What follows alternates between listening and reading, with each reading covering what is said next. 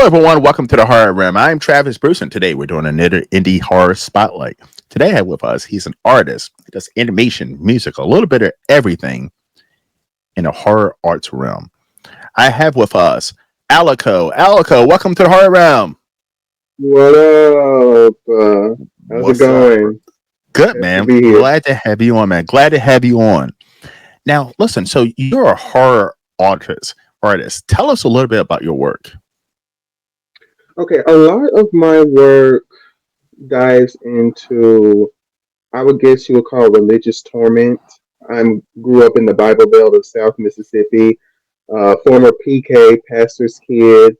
And I wouldn't say I just have like the worst religious trauma, but there is certain aspects of being like queer, being in the black community, Southern Baptist.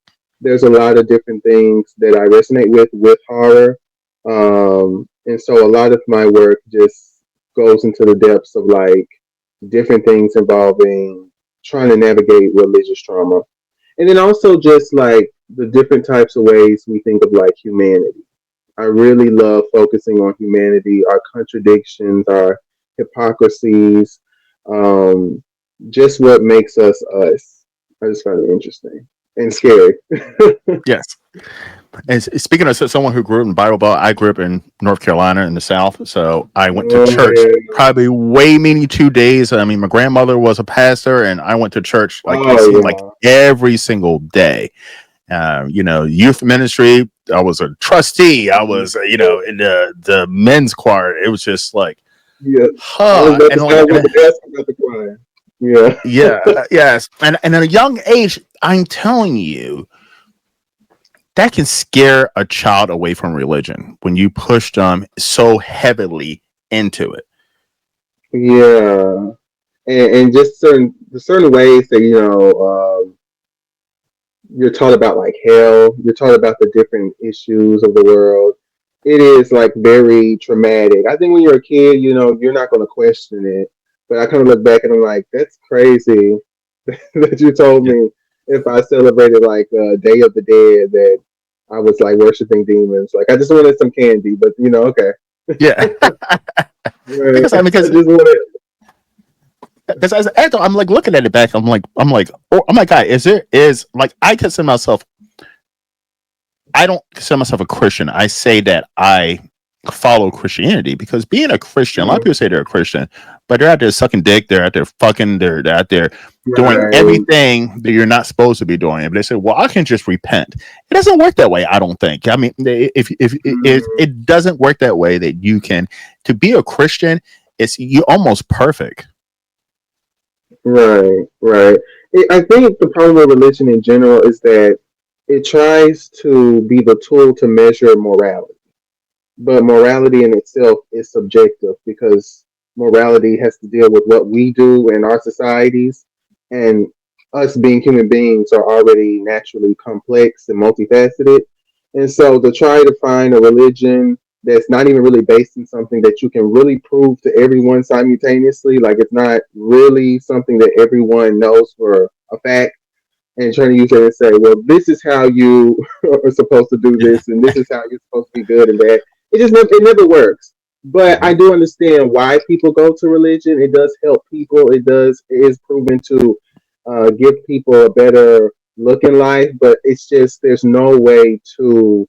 And I know this is kind of pessimistic, but there's really just no way to get rid of that natural human thing that we do, or we just like to be ignorant and have hierarchies and just the stuff that we do, the resentments we have with each other based off of various different things throughout history. There's just so much to it. And so yeah, it's interesting, but it is very fascinating as well, especially with the current politics right now in America. Yeah. And Christian, Yeah. it's a lot. That's interesting. It is. Now, and it's funny that you bring up religion and horror because I've noticed this. I don't think that many people notice this, but if you watch, especially the 80s, 90s horror, even going back a little bit further in the 70s, what are the things you don't do to get killed? You don't no premarital sex, no doing drugs, don't be an asshole, don't pick up hitchhikers, don't stay out, don't party, don't drink. Those are those are some of the things that if you think about it, tie into religion. Mm-hmm. Yeah. Yeah. It's I don't I just find it so interesting, because it's just like there was this fixation on just making sure that everybody doesn't fuck up, right? Just everybody Hmm. just stay and be orderly. Men do this, women do this. It's kind of like trying to overcompensate for the fact that we just don't know what to do with being, I guess, faced with different types of people that do awful things, or certain demographics that do awful things. It's like religion is constantly trying to overcompensate for that. And then, of course, when you see different people in religion, and then breaking news, pedophile, breaking news, rapist, breaking news, assaulter, breaking news, someone trying to take the money from the congregation and use it to buy a Lamborghini. There's just no escape from that. There's always going to be people doing stuff they have absolutely no business doing. And so I do think I look back at movies from that time as somewhat of an inspiration because it is a testament to really the power of art and observing your surroundings and finding, the medium that is filmmaking, finding a way to use it to not really preach at people, but to really critique some of the different things that we do, right? And to really have the audience question, is this okay? Is this right? What do we think about that? Am I a part of the problem? Are you a part of the problem? It's just such an interesting thing that filmmaking can do. So I agree. And it seems like over time, horror has evolved. At one time, the black guy didn't make it. You know what I mean? He didn't make it. He gets killed right off.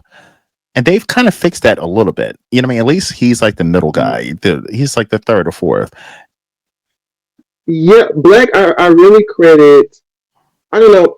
I don't know if I should just credit Jordan Peele, but Jordan Peele is the only one that I can think of in the now that is credited for being somebody who's brought back black horror, who's like the innovator, one of the known innovators right now of black horror. And we have come a long way from being the sidekicks or to being the ones that are just used as a laugh to being the ones that now have our full blown stories.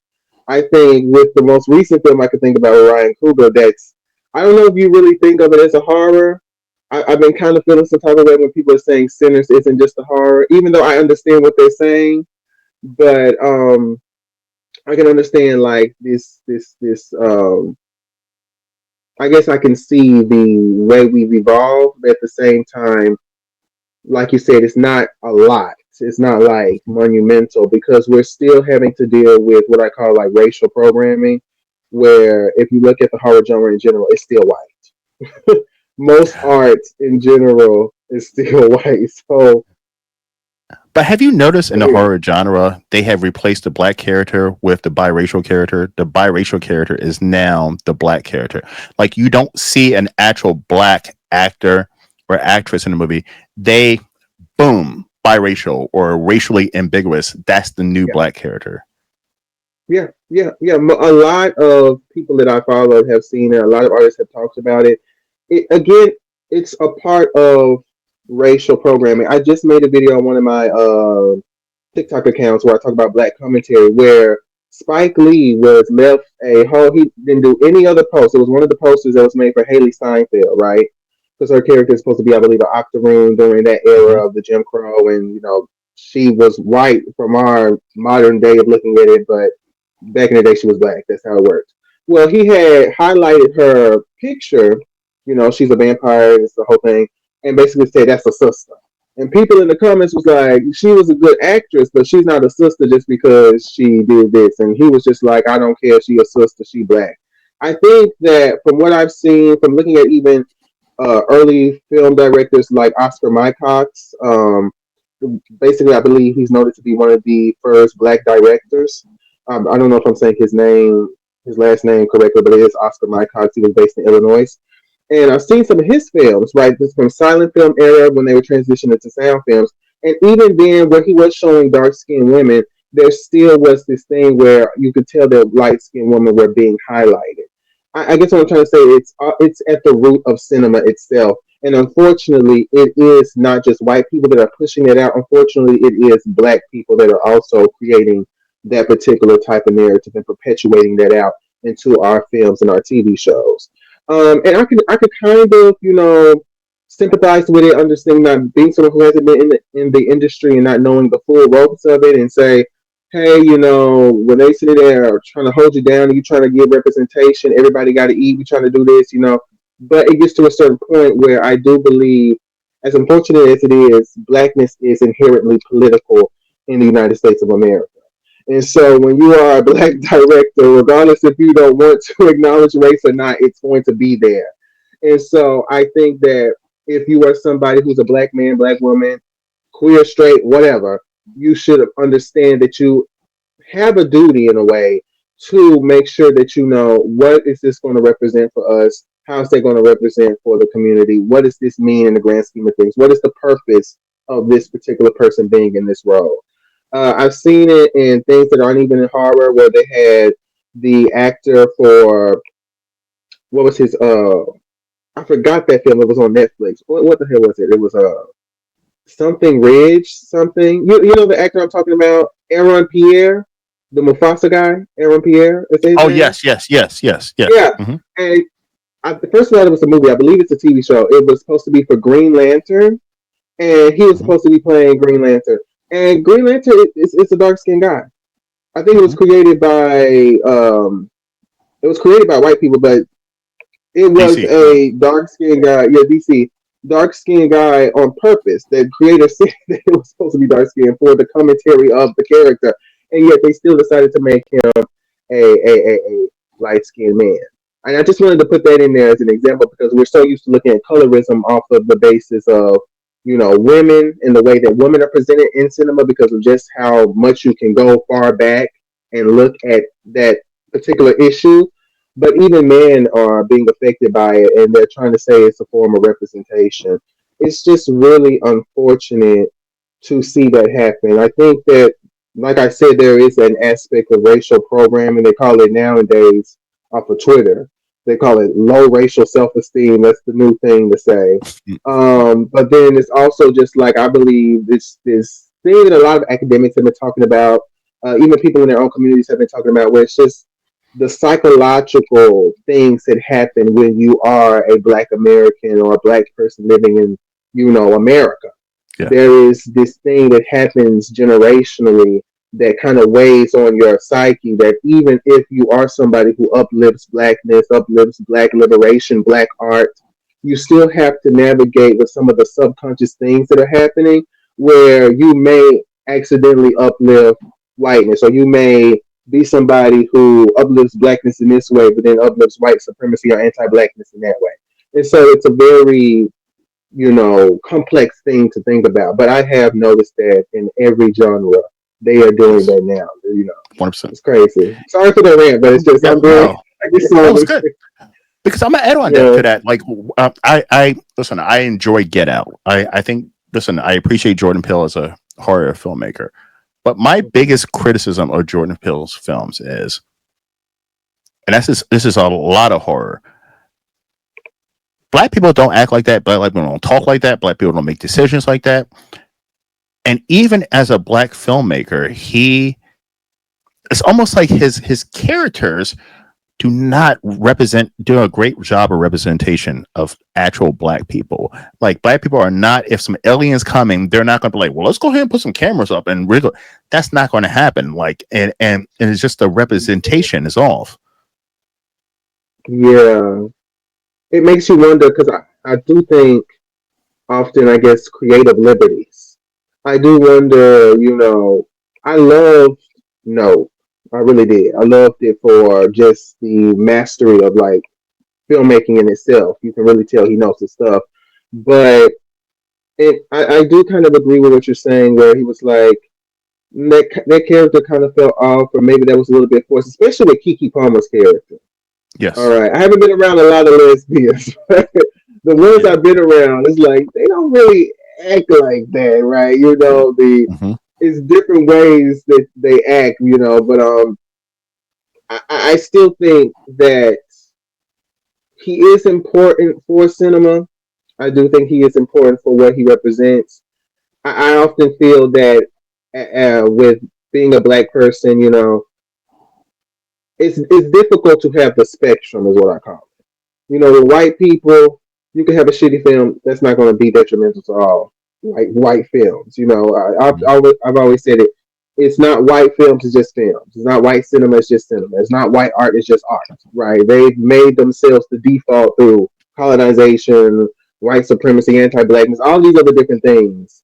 Um, and so everyone else kind of has to fight to make sure they make the perfect image of blackness or the perfect story of this. And so if someone fucks up, it's like, okay, you messed it up for everybody. Like, I was, but Yeah. sometimes I have to deal with that. It's like the balancing act of wanting to have the representation and wanting to have, the different things, but not going too harsh to the point where I'm just like, it's all ruined because it's not perfect. So I do agree in some sense to what you're saying, where he like many other types of black creators in Hollywood, they just get it right, but then they don't get it right, and they do this. It's just a very interesting position to be in. So yeah. Yeah. Because I even say about the movie Us, I'm like the final scene, kind of towards the end, where the big ass husband, he's like he looks at his wife, and he's like, "I'm gonna stay here in this ambulance with the kids, and you go down there and fight whatever." I'm sorry, there's no situation where a sister is going to be like, "Yeah, your big ass is going to stay here with the kids, and I'm going to go to fight. I'm going to go fight." Like in that movie, in that movie, I mean, I say this a lot with Jordan Peele movies too. Like he does a boy, he makes men look so weak. He makes black men look so weak, and he empowers black women. And like, but I'm like, I feel like you can do this. You can do it with both without dropping. You know what I mean? Like, I feel like you can empower black women in movies without making black men seem like cowards or bumbling idiots. Yeah. And then at the same time, the only time the black man is empowered when he is with somebody who is either light skinned or a white woman. Correct. Right. Right. And that adds on to the colors. Jordan Peele, I like most black liberals, I found like in politics and stuff like that, has a white partner, right? Mm-hmm. And Understood. I was like, okay, that's fine, right? Mm-hmm. You don't have to be with someone black to uplift blackness. I think that's kind of juvenile to think that way. However, I do believe it does play in some parts of maybe, and I believe he's biracial as well. But I Yes, think, but not only is he yeah, biracial, but not only he's biracial, his mother is white, his father is black, I believe Nigerian. But his father was never in his life. He really didn't know his. I researched this really well because I was like, I was trying to figure out why his movies had these tones. And hmm I feel like a lot of biracial people who are raised solely by the white side, they gravitate more to that side. And like, so you can see with, for me as a black person watching his movies, right? hmm I can see, okay, you're putting a black cast and you're putting in this and that, blah blah blah. But I can also see why he does what he does in his movies. I can see why he puts black men as this runaway, stupid, bumbling idiot, because that's his own self represent, I mean, self conscious of black men. His father was never there as a black man, and yeah, and I can see why his black characters have such a non-black tone to them, because he was okay. raised around white people his whole entire life. So it all makes sense to me. See, this is something that's interesting when it comes to perspective because I never really saw it like you're seeing it. I never really saw that particular perspective. But are you a heterosexual man? Right? Yes. Heterosexual? Hmm. Yeah, Yes. straight. Right. See, I think that's why I never saw it. And he's heterosexual, but he has that particular type of relationship. I had my own particular type of relationship with my dad. He's in my life. He's I live with my parents. He's literally in the living room somewhere at the gym. I don't know. He's always been in my life. But at the same time, I've always had, I guess you would call daddy issues, but he was present in my life, right? And I think that even in my work, now that you're saying that, I've seen a lot of black men, specifically heterosexual black men, talk about this and say that this is an issue within the representation of black men in general. And so I think that it's about really perspective and allowing more types of people to have a spot to showcase what they want to, represent the community or represent the different things that they see in their life. And I think that's the problem is that there's not enough people. We can only have a Jordan Peele. We got lucky with Ryan Coogler. We can have a little bit here, but they just in the festival side. You can't have too much, right? Yeah. Because then there's everyone else. So I think that's part of the problem. That's why when I said the spectrum is that you have some individuals who may have never had a good relationship with their father, who may have, been the stereotype. And so even when they're actively not trying to do it, I don't know how much percentage of it was subconscious or a conscious decision in his filmmaking process. But even when they're not maybe being conscious of it, it's a subconscious type thing because when you're making art, sometimes that happens. You create something and it just comes out what was in the depths of your mind. Mhm. I think that there are some types of things that we do as human beings where it just comes out. And so, yeah, that is something that I have noticed is an issue. When I did look at us, even when I was looking at with my whole family, and my mom was sitting next to me, and she was just like, "Why are you making him weak? Why is he making him weak? Like, why is he on the floor when the tethers or the others, as you Yeah. call them, as they first come in to the house, they bring it to the house, and he's on the floor, and he's sitting there, He's with his crying. big Oh, black my knee. The big old 7 foot yeah, black man built like a tank, and he's yeah. crying the whole entire movie. It's like I don't know what's going on. It's like we went from one extreme to the other, right? And Mhm. the only time we do have this sense of like black masculinity that is being highlighted, that is being, I guess you could say, greenlit or people are loving it, people like it, right? Consume is a lot of that pairing with the, like you said, the biracial or the white. A lot of that pairing of I'm validating that black masculinity. And of course, me being a white person or a light skinned person, I'm more in proximity to whiteness, or I am white. And so I'm afforded more femininity. A lot of stuff is playing in that I don't think certain people are looking at, right? And Yeah. so, yeah, it is something to think about. I think there needs to be more conversation about it, honestly. Because like one of the things, so like I was going to do a show, right? That was called a Blacklist, and it was just going to be like a ranking show about black people in horror movies. And one of the things Right. that I've always noticed, I'm pretty sure you've noticed too, and this is not realistic at all. I Okay. mean, it goes from Freddy versus Jason, where Kelly Rowlands is risking her life to save her white girlfriend, or like even let's go down to the indie level, like Shonda Rowling. By the way, I love Shonda Rowling, but in Bloody Uh, Summer Camp, she goes and saves her white friend, risks her life to save her white female friend. Why is it that black women are seen as the heroes, and what it seems like I see in horror movies, to the black women are detriment. these super so strong masculine features, and white women are these little feminine things that need to be protected by black women. What the fuck is that? Where the fuck is that? Where the hell does that come from? Because I listen, I know black women. No black woman is saving her life for some white woman, or I mean, no other woman. Period. I mean, a black woman. Listen, black people, we run. Right. We're Right. not And heroes. We don't then, play and heroes. then if they are feminine, they're acting white or they are presenting in a white way. Yeah, it's racial programming.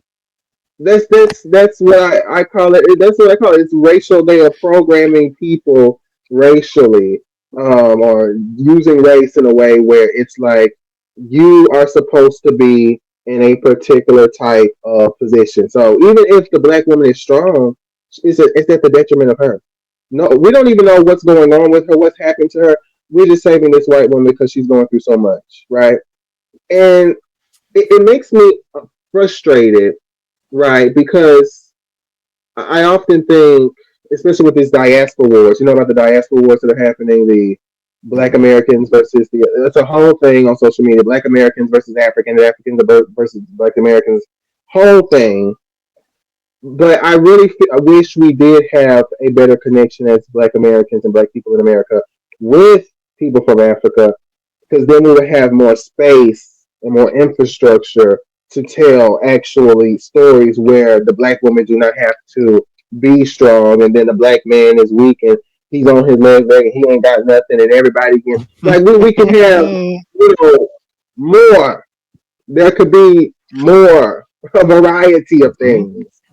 And that's just something that's hard to do when a good amount of these people that are in these, in the industry, running the studios, part of the production, a lot of them are white. They're Yeah, white. They're white liberals, yeah. right? They're not racist, at least in a way that is outwardly racist, but they are, it's white people. And so you're always having to deal with navigating something that is inherently white, right? And not without the censorship and the racism and all the other shit that I said. It's because at the beginning, like I said, it was all we were always at the beginning of the art form. And Mhm. literally in note, it said that one of the first, recorded films, the first when film was first Animation. starting, Yeah. right, was a black man on a horse, which is Yeah. so even more crazy considering country and music, and we Yeah. can't even have country yet we created country. We created a lot of shit, Hmm. and it's there, and then we blink and it's like, oh, it's white people's now. It's crazy. And so I think that will always be an issue, especially when we're creating different types of stuff. I just saw, oh my gosh, and this was made by black women, right? By Ego. Her name's Ego. I forgot. I don't know her last name. I think she's Nigerian. I don't know. And Quinta, the one who made Abbott Elementary, Yes. right? And so there was this thing that was happening on Twitter. It was about 100 men versus a gorilla on Twitter. This Saw whole that. meme that was going on. Hmm. And so we have this SNL skit. I'm looking on Twitter. I'm like, what the fuck is this? And it's two bitches versus gorilla. I said, what? And it's them basically just doing these stereotypes. I mean, something that you would really see Yeah. maybe 2014, maybe even back in in the 90s where they were doing that shit. I mean, it was back to back to back to back to back, where it was like, Martin, Shanae, like stuff like that, right? Hmm. And it had two of these black women. They were sitting there doing it. And a lot of people just was like, I'm fucking tired of that shit. A lot of the black women were like, I'm tired of that shit. Black women, the way that they get used in cinema, it's such a complicated type of thing because I always side eye if it's ever really something that is beneficial to them. And then when you try to get to the male aspect of it, they know how to use men in terms of like, okay, we tough, we gonna fight some people, kill some people, we are gonna kill some niggas in the hood. All right, pop, pop, pop. But it's like anytime we try to do a little something else, anytime we try to show vulnerability, right? Another aspect of emotion, it's like they take it so far that you still don't have any kind of resolution where you are strong, or you still Hmm. don't show that you have strength. It like has to be fully on the other side of the spectrum. They don't know how to interpret that complexity with black men. They just don't. But don't you think that's part of black culture though? Because like, I mean, there's listen, even in black culture, we have our own fucking stereotypes about how black men are supposed to act, how black women are supposed to act, how black women do this. And as a black man, even in black culture, we are labeled that we have to be these tough guys. We can't be scared. We got to be fearless. We got to be this. We got to be that. That's a lot of fucking pressure. That's a lot of fucking pressure. But you go into these to be black movies. There majority of them are made by black filmmakers. So these indie Yeah, low yeah, yeah, budget movies. And think about it. Think about this. These are black filmmakers. They can make a movie about any fucking thing they want to. But what is the black man? He's a drug dealer, kingpin, a hustler, a pimp. Something off the wall. He can't just be a fucking lawyer. He can't be a businessman. What is the black woman in these movies? Once again, made by black filmmakers. A stripper, a hoe, a hustler, a drug pen. I mean, a queen pen. Something absolutely ridiculous. And like, I watch those movies when I'm high and I'm having a bad day and I just want to have a fucking laugh. But like, if I try watching one of those movies sober, it's absolutely depressing. It's absolutely depressing to watch sober. But those movies get so many views. Those movies get so many views. They make so much fucking money. And I'm part of these black Tubi groups. They love these fucking movies. Like watching a black sex scene in one of these movies looks like a sexual assault. Like watching a black man and a black woman have sex in a movie, it looks like sexual assault. It does not look the same way when there's a white man, white woman in a movie having sex. It's aggressive, it's doggy style, it's rough. It's just like two animals fucking. Yeah. It's because and I'm gonna always say it, racial programming. It's because of racial programming. Because we do it ourselves, but we do ourselves. I know, because we've been programmed to, and I'm not trying to say we do have to have some accountability. I do understand we have to have some accountability in the things that we produce and the things we like. But when I'm talking about that psychological aspect, kind of over what I've seen over the years, I'm like, oh, it's going to be difficult for us to even want that. We want it. We really do.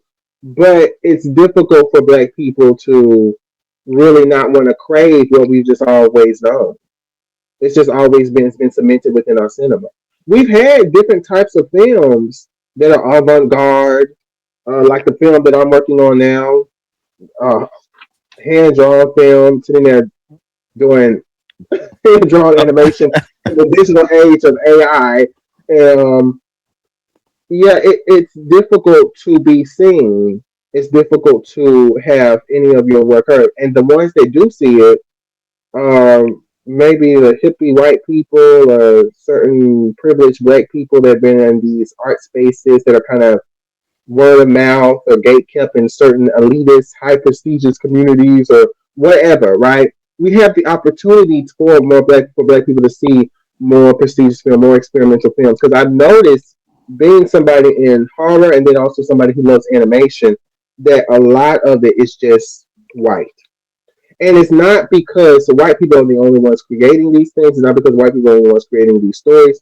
It's because there is a particular type of system in place for people of certain backgrounds to have certain type of opportunities, as they would call it, systematic racism or whatever. Certain types of people get certain opportunities. And yes, we've gotten better, but yeah, a lot of people kind of they want to see the Beauty in Blacks with Tyler Perry. They don't want to see something that makes them think. That's a lot of issues with media literacy anyway in America right now. I'm not saying I'm perfect, but there's plenty of slow moments I have. But at least sometimes I attempt to try to interpret something and not get mad when I don't figure it out, right away. And I think that's something specifically with the black community. It is kind of one of those cases of where, in having this conversation and realizing that we want something different, but at the same time, we also want to just enjoy our slop and shut the fuck up if you're trying to, start, right? It's kind of what I don't want to call it, I call it like I'm very dramatic, the curse of the minority, as they say. The curse of the minority. Simply due to the fact that I'm like, well, we're not a minority, we got all these black people here, but then you start to realize, no, we are a minority. We still are technically a minority. Because if we were the default or the majority, or we had more people here, we have a lot of black people in America, but if we had more black people here, it would have been a better system in place that we would have the ability to showcase all of these different kinds of art. I think that's also a problem, is the showcasing. Because Hollywood is the one that distributes all of these different things. Yeah. When you're an artist, you're trying to You're trying to go through the festival field. That's its own population, its own demographic. Now, everybody who's going to the festivals is going to be sitting there being the same ones who are looking at streaming on Netflix and stuff. You got the streaming area, then you got the big one, the one that everyone knows is meant for real films, and that's movies, Hollywood, the big screen, right? Mhm. And I think that a lot of people, because of just how influential Hollywood is, because Hollywood is influential even outside, of America, the way we export so much of our media to so many different people. That's why they know so much, so many different aspects of our entertainment, not our politics. They don't know shit about that. They think they do, Yeah. but our Mhm. entertainment, right? It's because of just how powerful the industry is, the Hollywood machine is. And so, when really thinking about it, being an artist, being a black artist, you're always feeling like you have to try to get validated. You almost need to get validated actually and get awards and be seen by Hollywood in order to get more opportunities to have a chance to make films that are question like Ava DuVernay's origin. Like one of those films that did not get recognition, but it was really great, Nickel Boys. You seen Nickel Boys? I have not. With you should look at that with Anjanae Elise Taylor. Very beautiful film. Experimental too. It's in I believe the first person kind of view. It's called Nickel Boys. I think it did go to the awards, I believe, but it just flew right under the radar, right? And But I'm gonna tell you it's another a one. lot of different things. But I'm gonna tell you Yeah, go another one ahead. that Zoe Kravitz actually directed, and it flew under the radar. And it's a great fucking movie. I can't even think of the name of it, but it had Channing Tatum in it. It was about this black girl. She goes on this trip with this millionaire. What the fuck's the name of that movie? I know what you're talking about. Oh shit! Blink twice? Blink No? twice. Blink twice. Yes, that movie flew Yeah. under the radar. Directed by a black woman, and that movie was amazing. But Aleco, so I have to ask you this question, right? Because Mhm. listen, by the way, white people, I love you guys. Listen, if white people unsubscribe to my channel right now, I will have no subscribers. But Right. white people, I You do talking love you about white guys. people? Yes, listen, Fuck you. but listen, but like one of the things I run into, right? I'm the black horror YouTube guy. Listen, I know that's my fucking title. People probably don't say that to my fucking face, but I know I'm the black horror YouTube guy, right? Love that And niche. huh? Love that niche. That's a good niche to be Yes, in. it's a great niche to be in. That's I don't mind.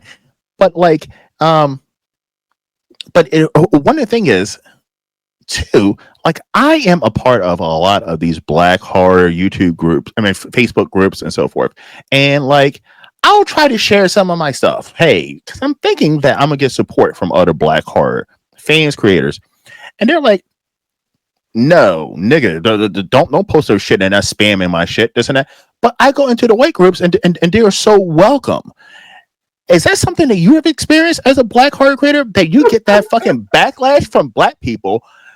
Okay, wait. Wait a damn minute. Um, I think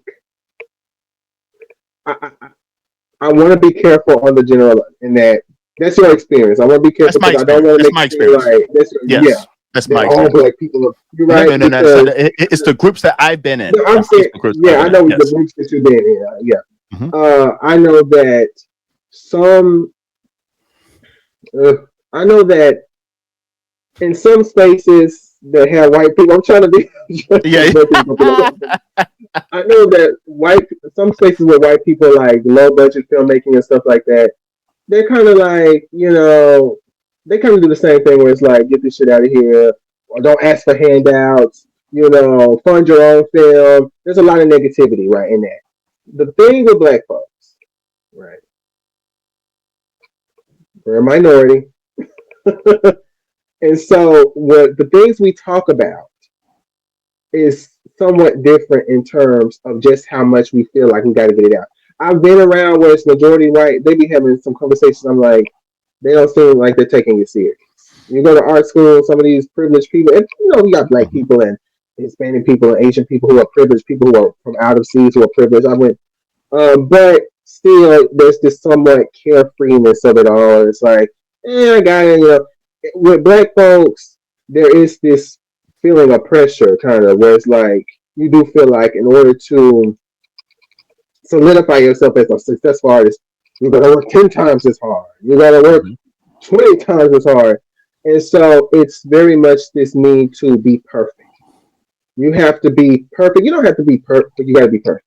Yeah. You got to make sure that things is on it. And if I see even just a little flaw, I'm out of it. It's not good enough. You're not a good enough representation for the community.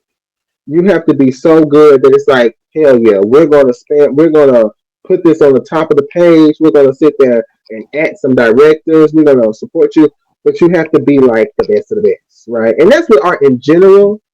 In many ways, being art, you have to, going viral, getting that recognition. But I do think that that's something I've also struggled with, where I'm like, hey guys, and it'll be a couple of people like, this is neat, this is cool. Okay. And you'll see like only one comment and it's like over 600 views on the video. So it's like more of you saw it, but no one wants to engage. Only like one like, and then they took their like back, and then they liked again later on. And it's it's just this added pressure to really be the Beyonce of you know Whatever you filmmaking. do. Yeah. Whatever you do. Well, really, whatever you do, you have to be the best of the best on top of the top. Exactly. We can't afford to be mediocre. And some people don't roll their eyes. Oh, Mhm. I'm telling you, I'm telling you, You we have to be the can't afford to best. be mediocre. You literally have to Yeah, be the best in order to, yeah, to get support from your own team. Unfortunately. from your own Yeah. team. It's unfortunate, right? Because if we did really, the powerful thing about Tubi is that's really where it's at right now. I don't think there's Mhm. any really other platform right There's now other where it's ones. really showcasing. There, But like at the but same, I guess Tubi what I'm trying to is say, on another level. Yeah. yeah, more widespread. I believe, Hmm. yeah, there is other platforms, but more known, I guess, that more people can Yeah. tap into.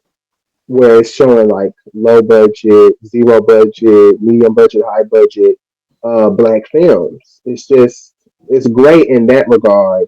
But I do think that I saw one creator talking about it's like the black exploitation of black black films, black cinema. It's like a regurgitation of that particular era where it's just stereotypes and acting a fool. But then at the same time, we're in an era where a lot of art is being produced, right?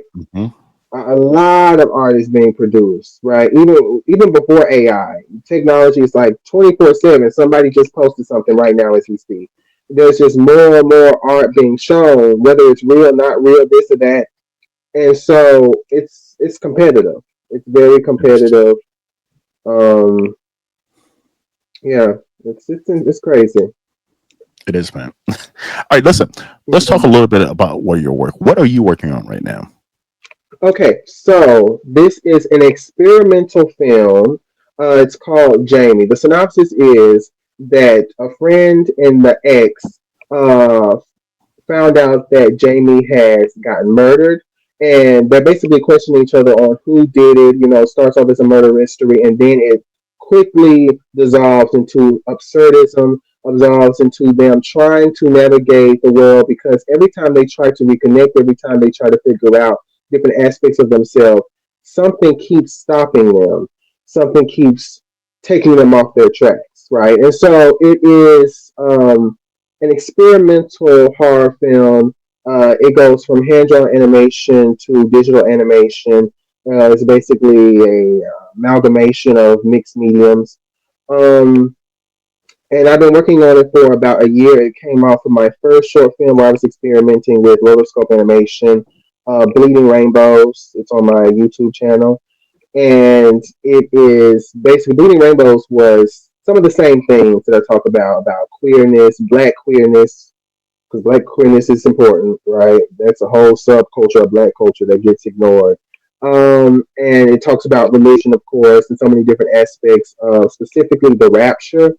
And it's a 30 something minute film where I was just experimenting. The sound design is shitty, but after I completed that film in, I believe, 2023, that's where I first released it on YouTube and some festivals and got a little bit of recognition. I decided to quickly work on Jamie, where I wanted to flesh out the story more. I wanted to experiment more with different types of things. So, uh, something that's dated, or what they call Lynchian, surreal, very weird, and so that's what I'm working on right Love it, man. Now, Aleco, where can we find all your work? Where can we find Jamie when it comes out and all of your now. projects? Okay, well, you can find a lot of my works on my YouTube channel, Aleco 444, right? And can I send you my Yes. links to my Mhm. accounts? You're gonna put it, yeah. Yep. It's be right down in the My description. okay, so I put it. Oh no, no, I'm gonna put it down in the description of the video. So Okay, definitely okay, click on okay. the YouTube and subscribe and check it out. Okay, The yeah. social So media. it's gonna be on my social media, my different TikTok accounts where I have my animations. That's where I give updates. My film website where I give people some insiders behind the scenes, and on my animation website or my animation TikTok, I do have some lives where you can see me work on the animations in real time. See me shading my characters, and you can be part of the process where I give updates on the film. When I'm done with the film, which will probably be depending on jobs and all these other different life things that happen, the next year or so, it is a task. I'm done with the digital animation, straight to the shading, the hand drawn animation, onto the next step of voice acting and orchestrating, the producing, and so much of all the other stuff, right? And so it will be releasing in festivals. I will be releasing a Kickstarter once I get enough people to check out my work, get enough eyes on it. And so that'll be probably in at least the end of this year and then moving forward. So that's the All right. timeline. Hopefully that I'm was gonna good. I'm gonna have you back on. Hit me up. I'm gonna have you back on towards the end of the year once your Kickstarter gets running, so we can get some support toward your project, All Jamie. right. All right. Aleco, this Thank was you fun, so man. much. This was fun. This I, was. we both might get some shit for this interview, but I don't care. This is the horror Yeah. room. We speak freely at the horror room. Right. Right. That'll be fine. That'll be all Yes, it'll be right. fine. Okay. All Well, right. It listen, was nice talking to listen, you. you too. Like everyone, thank you for coming to the horror room. I'm Travis Bruce, and that's my man Alico. We'll see you next time. Take care.